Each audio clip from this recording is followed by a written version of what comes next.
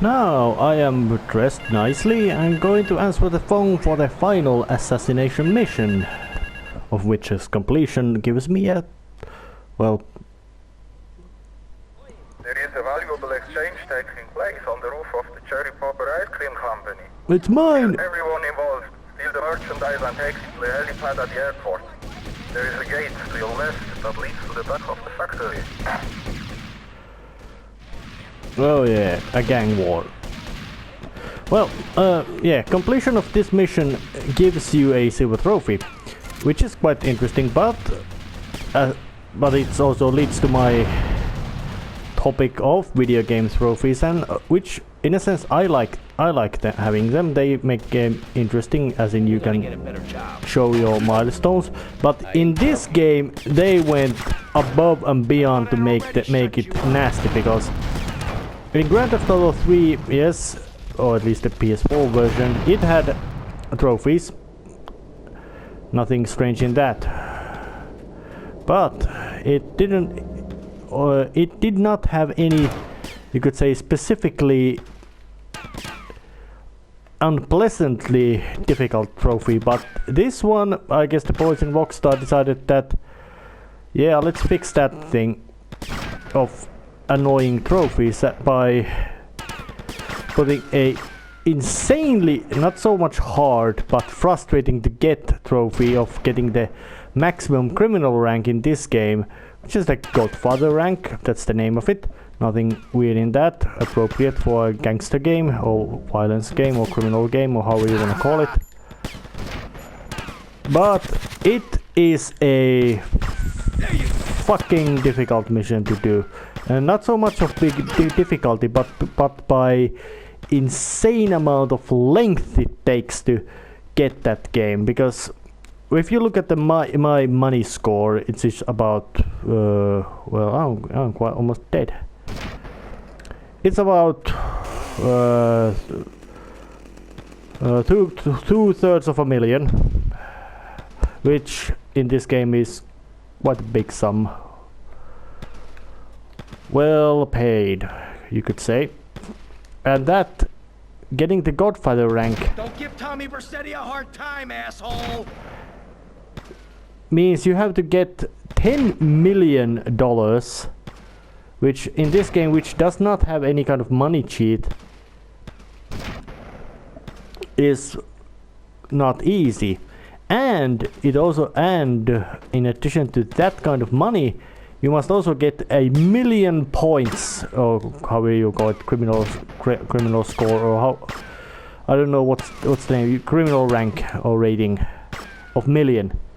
And so, to say that in this game, where that rating will drop because of enemies shooting at you and missing, because hey, game counts every bullet shot, and well, the more accurately it's been shot, the better the ranking is, and the enemies usually don't care rat's ass about how well they shoot. They just spray bullets around everywhere, like in that one. It leads to your the rank dropping like a, well, it drops real fast. So, and you don't gain rank any of the basic methods of you could assume, like killing things, blowing up things, being a general source of destruction. It's just quite few things which rank it increases, so it's actually really difficult. As in, well, it's not difficult, but it's practically impossible to achieve without any kind of abusing of glitches and having a clear-cut plan about how you're gonna achieve that, which is a real nasty surprise. Those who wanna get the platinum trophy of this game. I was about to say, it took me about a week of very methodical and systematic grind. Okay then. You understand With very clear plan and knowledge what to do to get to that rank, and even then it was bloody annoying. Not only because of the having to get the 1,000,000 points. So the trophies, they are a good thing, but I really think they should not do any that kind of trophies which would demand either luck or disproportionate amount of grinding to achieve. I find that kind of design to be quite sloppy, and sloppiness of course implies also unprofessional, and so that is not good. Well, I did get it. As I now check the save menu, hit criminal rank up 7,000. I'm you could say about three quarters of the whole game 100%ed through, and I haven't practically gotten even a 1% of the necessary 1 million point criminal ranking. So yeah, it is a fucking hard task to do. Well, I guess they really wanted to make it so, hey, you want a platinum trophy? Well, we're gonna make it. You're gonna grind for it, and you're gonna grind for it a lot. Not only because of the criminal rank, but also the money.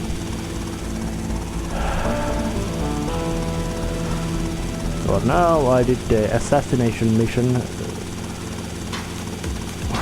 and I personally really don't like that kind of that kind of the trophies which demand either completely disproportionate amount of grind or just pure luck.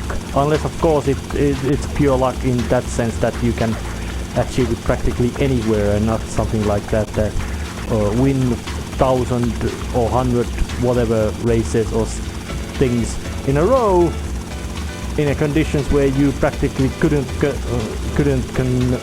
control what kind of things you might be facing, like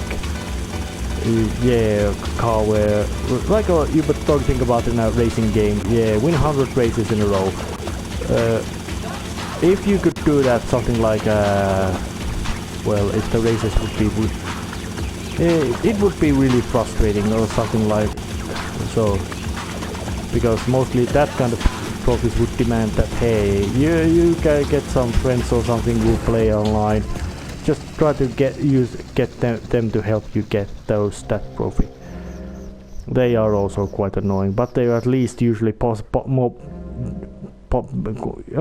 least I could say that kind of trophies are usually faster to get if you have assistance to do. But in this case, nope, there's just you have to know exactly how you're gonna do it, and then you have to do it. And even if you would have done it completely optimized, it would still take several hours to do it with perfect execution and optimization of your plan or doing it. And I didn't have that, so it took me a long time. I'd say almost,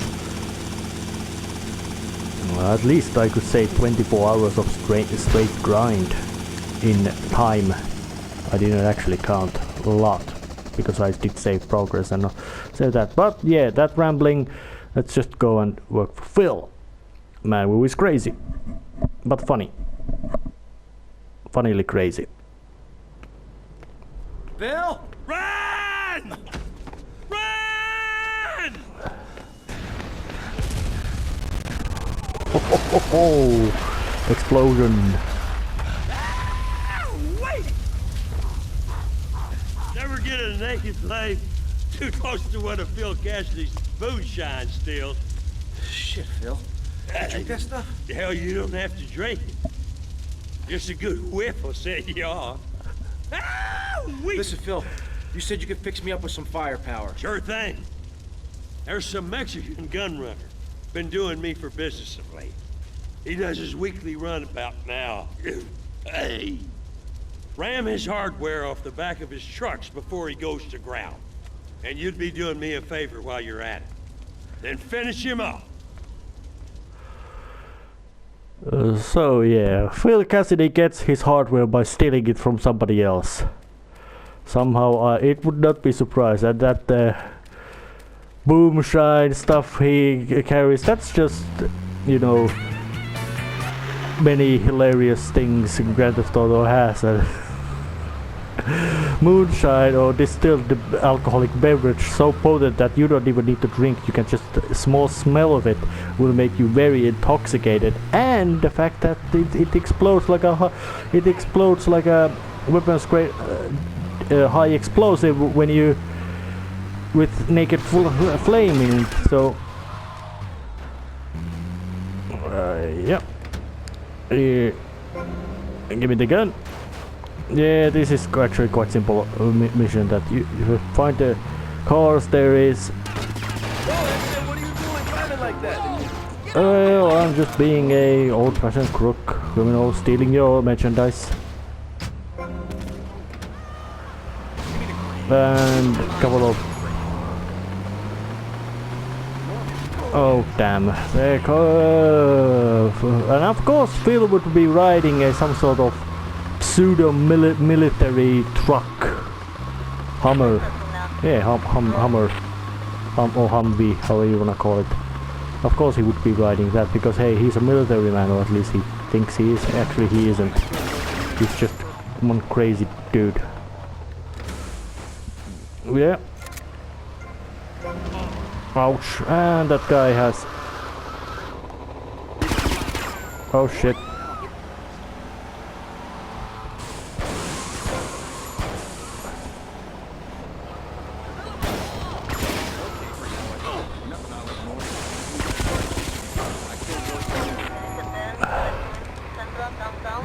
Well, I'm not gonna... Quite bad health. And car's in bad shape, so... Going to... just get that last piece of the hardware. Oh damn it.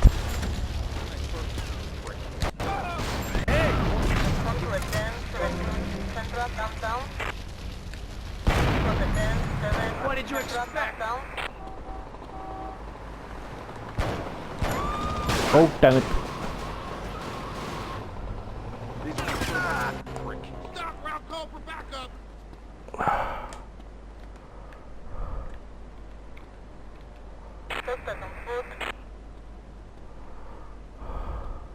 And police.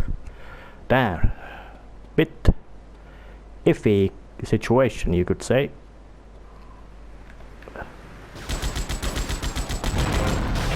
Oh yeah. Explosions.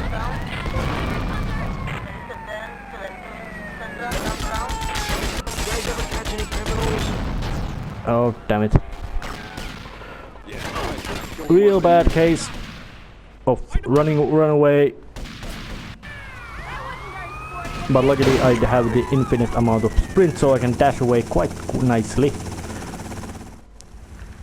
In here to get some bit higher. Unexpected and unnecessary need to do some run away. Well, I'd rather do some running away instead of having to do the whole mission from the start again because of being killed. Yep.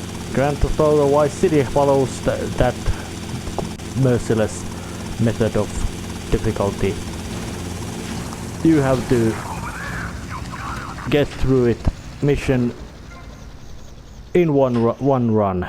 No in mission checkpoints. But luckily, usually if it's not timed mission, you can usually take as much as you want, time-wise. Nothing that is.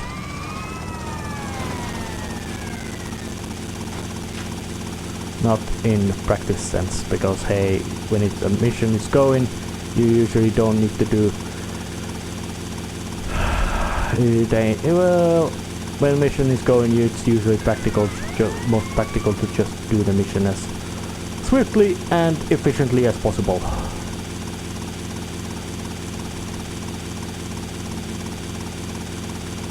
There's a couple of gun runners, and yeah, for some reason Tommy Versace knows how to fly a helicopter.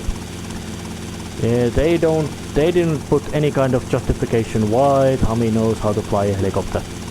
In San Andreas there is a plot justification about how the protagonist knows how to fly a helicopter, and in Grand Theft Auto 4 there also was no justification for that little thing. That, well, at least one character did have justification of why he knew how to.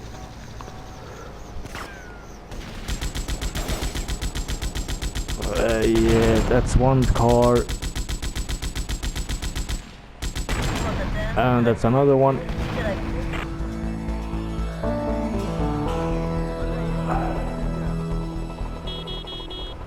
I will destroy the Cuban.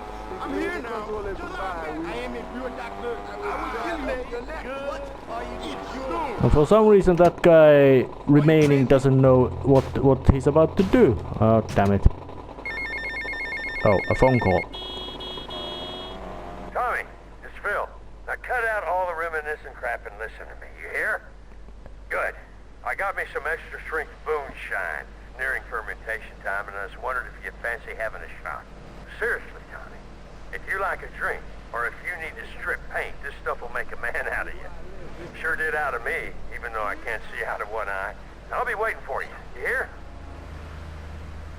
I am so okay. If it would be fermented, it would not be explosive because fermentation it has a upper limit how strong you can get alcoholic beverage just by fermentation. Because once the whatever mash gets too strong, it gets too strong alcoholically, even though theoretically yeasts could be producing alcohol until end of time.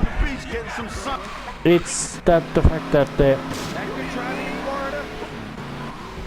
it would be rambling. It would be the water where fermentation is usually done as a solution for the yeasts to move freely. When it becomes too it has too much alcoholic in it because of the yeast fermenting the food, or actually I don't remember exactly. Basically the alcohol is an side product of yeast's metabolism, and it goes like this, that once the water yeasts are in, it becomes too strong, has too much alcohol in it, yeasts will die. So yeah, and it happens way before a drink becomes even nearly flammable. So there's a bit of scientific mistake, but hey, it's just for humor's sake. But Phil makes boomshine. It's explosive and damn strong. Boomshine Sega. Hey, Phil. How's it going? Hey, Tommy! How you doing? It's been too long. I swear you should lay off that boomshine, man. It smells like paint stripper. It's making my eyes burn. Shh, Tommy. Hey, come over here because there's something I want to show you. Something. Oof, God, should I be able to smell that from way over here? Don't you worry about the Phil, smell, oof. Tommy. You just watch this. Shitty, cheap bandits or something. There's some more on the bench.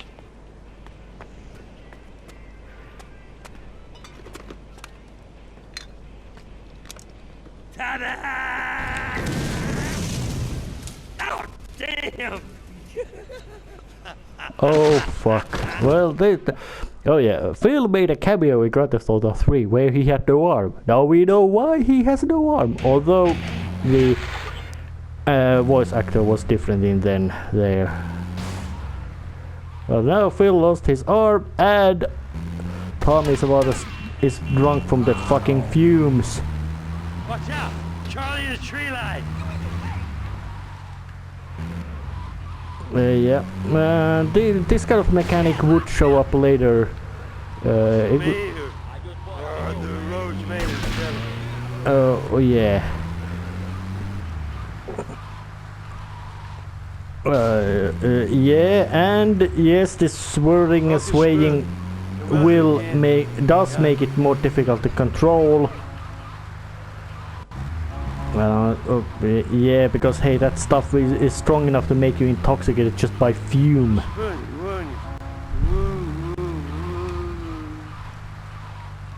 Not the hospital, man. Too many cops in Viet Cong. There's an ex-army surgeon who owes me a few favors and a lawnmower. He's got a place down Little Havana. Oh, look, giant fish. Yeah, he's in a state of shock because of that sudden injury. This is the first time in Grand Theft Auto history, as much as I can say, that injuries are taken seriously. And he's most likely pissed off, drunk as hell from those bloody boomshine fumes. Like feathered waves beating all around. Yeah, but now he's going there. And nobody cares anything about an armless man spraying blood all over the streets. But now I have his place. It doesn't produce money, but heavy weaponry can be bought from that place, which is quite handy. Quite unnecessary, mostly because heavy weaponry in this game isn't so handy, except of course the rocket launcher, which is, or bazooka or RPG, however you want to call it. It is real handy weapon, that one, but generally you could say that they aren't so handy. Especially, well, flamethrower is, but the minigun is just, it's practically useless. Oh, and a phone call again. It must be Phil. Tommy, it's Phil. I Deja want vu. to thank you for helping me out back there, son. Damn Charlie, he'll always ambush you somewhere or the other. Anyway, the wound is healing well, and it means I'll no longer be defrauding the government on my disability check. So yeah, and not only being Phil being a crook, he's also a complete scammer of defrauding the government. Well, now he ain't doing that anymore because now he really is a disabled person. Yep. Amount of different kind of crookeries in Grand Theft Auto is real bloody huge. And this was actually quite small, short episode, but well, sometimes it happens. See you later. See ya.